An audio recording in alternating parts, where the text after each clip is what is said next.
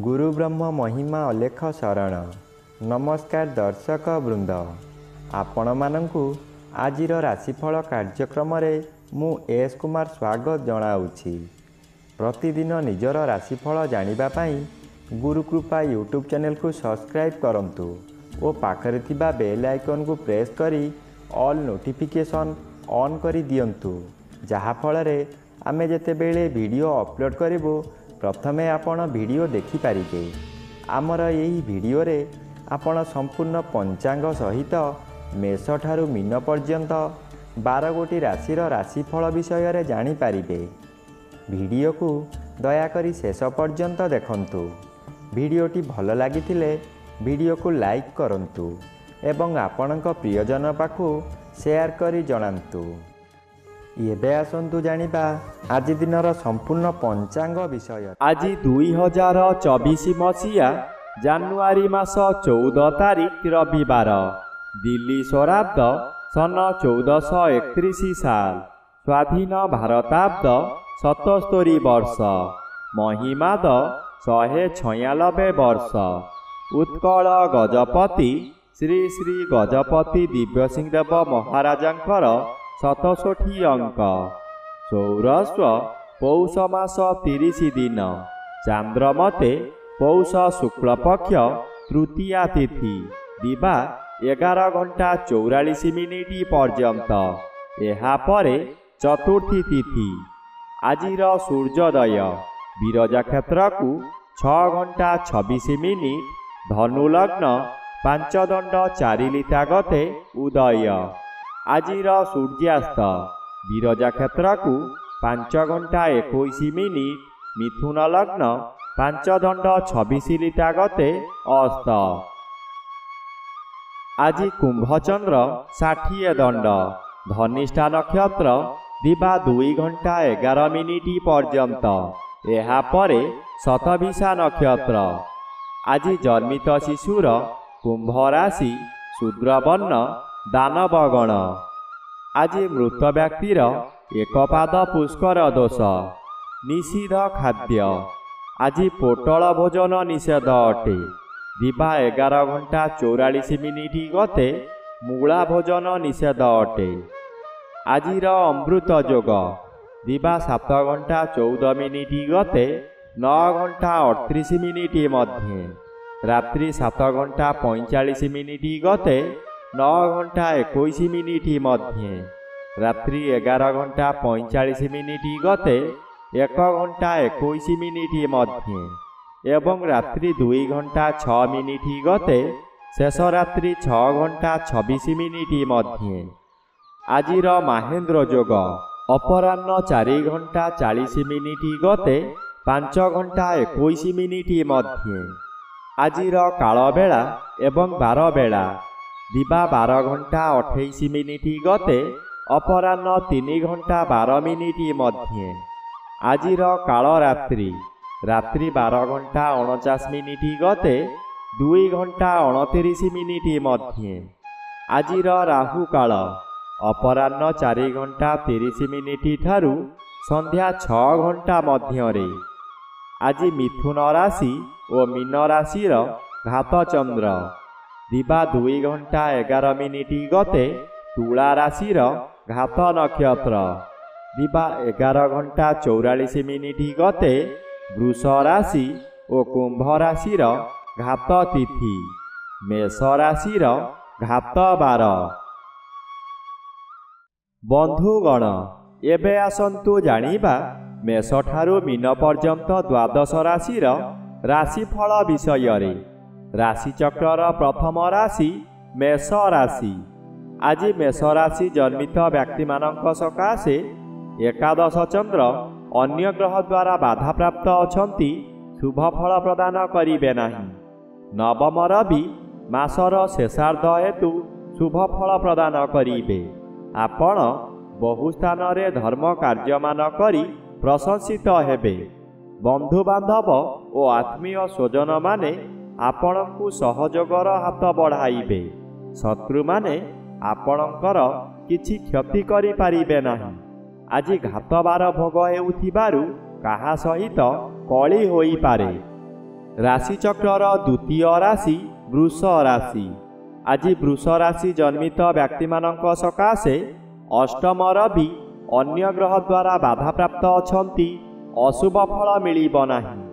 ଦଶମ ଚନ୍ଦ୍ର କୌଣସି ବାଧା ପାଉନଥିବାରୁ ସମ୍ପୂର୍ଣ୍ଣ ଶୁଭ ଫଳ ପ୍ରଦାନ କରିବେ। ଆପଣଙ୍କର ଭାଗ୍ୟ ଚମକିବ।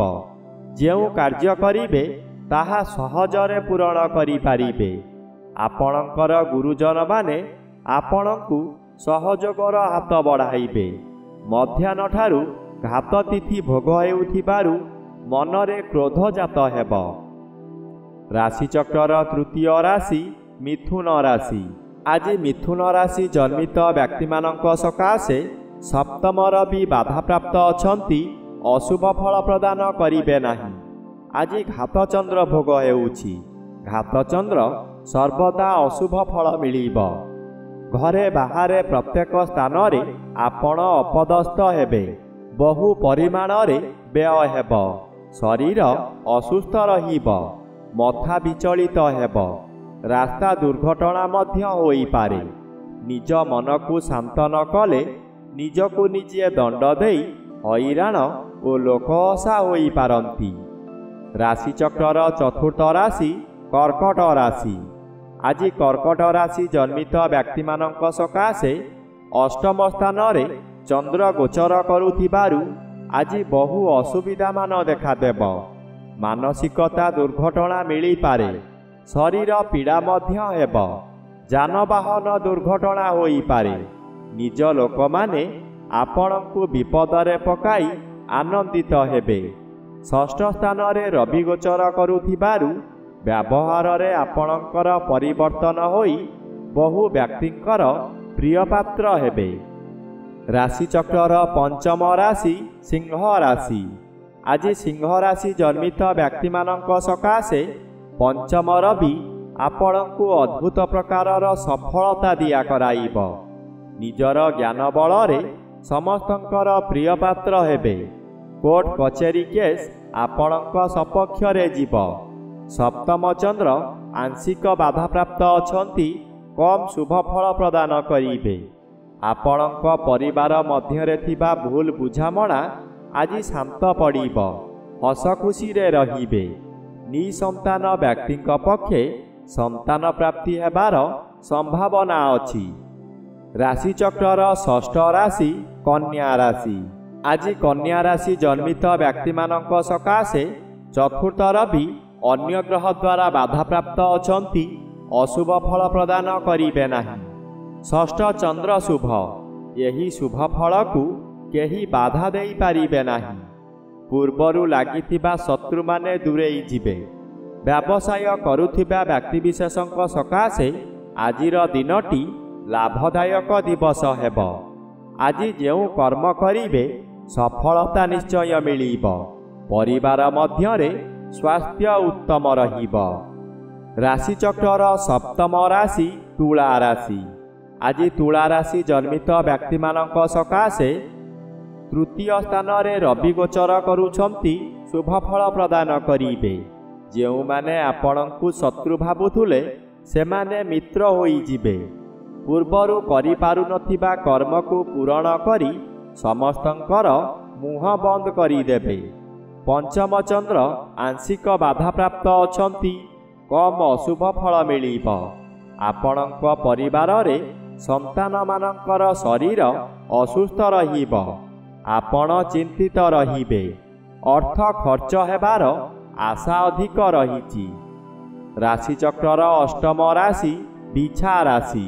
ଆଜି ବିଛା ରାଶି ଜନ୍ମିତ ବ୍ୟକ୍ତିମାନଙ୍କ ସକାଶେ ଦ୍ୱିତୀୟ ସ୍ଥାନରେ ରବି ଓ ଚତୁର୍ଥ ସ୍ଥାନରେ ଚନ୍ଦ୍ର ଗୋଚର କରୁଥିବାରୁ ଆଜିର ଦିନଟି ଅଶୁଭରେ କଟିବ।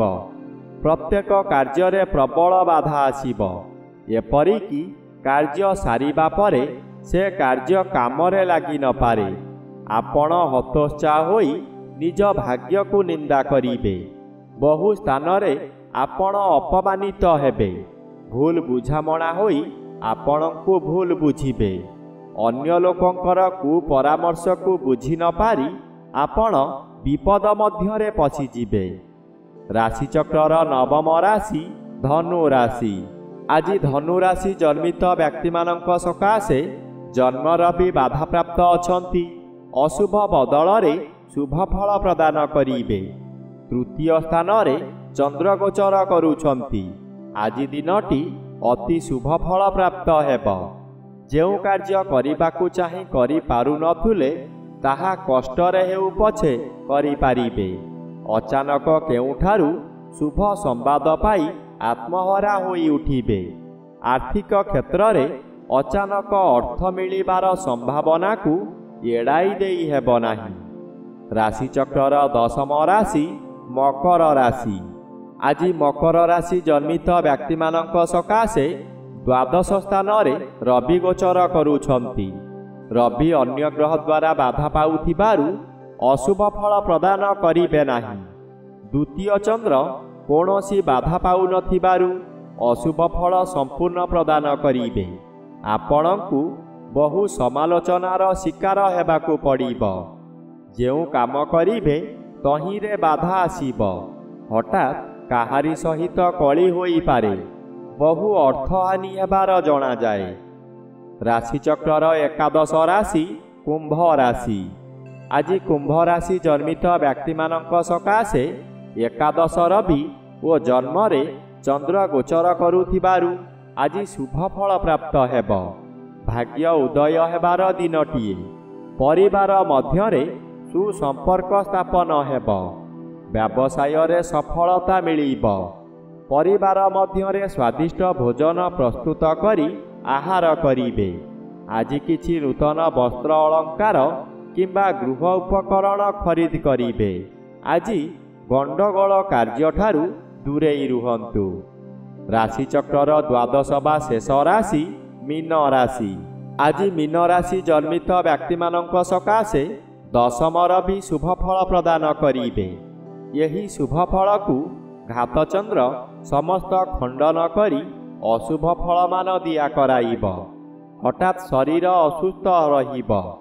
ଆପଣ ମାନସିକ ଭାରସାମ୍ୟ ହରାଇ କିଛି ଅଘଟଣ କରିପାରନ୍ତି।